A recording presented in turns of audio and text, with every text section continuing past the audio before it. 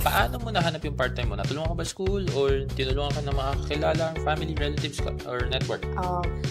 Nung una po, nagtanong ako sa school kasi from the parang meetings na na-attended ko sa school, sinabi nila na they do give work po sa school. May mga job offers sila. Okay. But then, unfortunately, nung dumating ako kasi dito sa Canada, na-fill in na nila yung mga job offers na yun.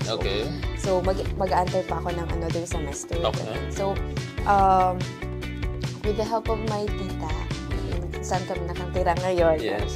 And yung churchmate po nila is a manager doon sa nag-work ko. Opo. So, pinasok po nila ako.